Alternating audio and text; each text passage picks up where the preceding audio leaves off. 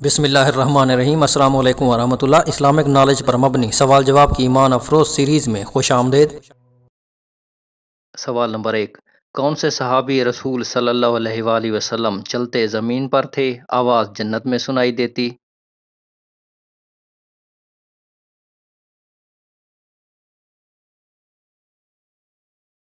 حضرت عباس رضی اللہ تعالی عنہ کی روایت ہے کہ جب نبی پاک صلی اللہ علیہ وآلہ وسلم معراج والی رات جنت میں تشریف لے گئے تو ایک طرف سے پیروں کی چاپ کی آواز آئی۔ آپ صلی اللہ علیہ وآلہ وسلم نے پوچھا، جبرائیل یہ کون ہے؟ جواب ملا، حضرت بلال رضی اللہ تعالی عنہ مؤذن ہیں۔ آپ صلی اللہ علیہ وآلہ وسلم نے واپس آ کر فرمایا، بلال رضی اللہ تعالی عنہ تو نجات پا چکے ہیں، میں نے اس طرح دیکھا۔ سبحان اللہ۔ سوال نمبر 2، شب معراج نبی پاک صلی اللہ علیہ وآلہ وسلم کو کیسا لباس پہنایا گیا؟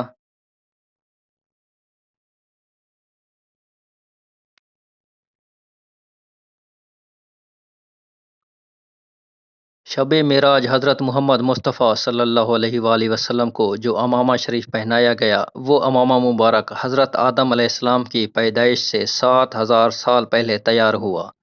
40,000 ملائکہ اس کی تعظیم و تکریم کے لیے ارد گرد کھڑے رہتے تھے۔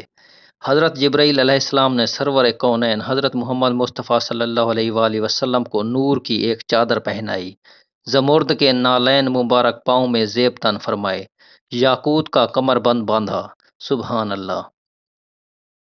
سوال نمبر 3، طوفان نوح علیہ السلام کے بعد سب سے پہلے شہر کا نام کیا تھا؟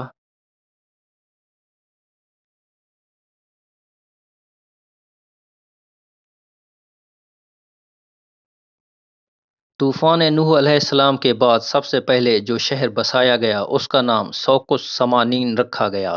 یہ بستی جبل نہاوند کے قریب متصل موصل شہر عراق میں واقع ہے۔ سوال نمبر 4، نبی پاک صلی اللہ علیہ وآلہ وسلم کو امام الانبیاء کا اعزاز کب ملا؟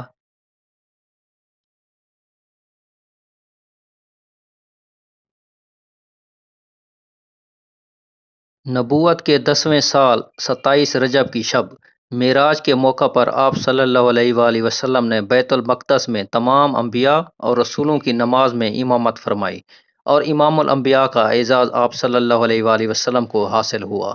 سبحان اللہ۔ سوال نمبر 5، براق کو اللہ تعالیٰ نے کس چیز سے بنایا؟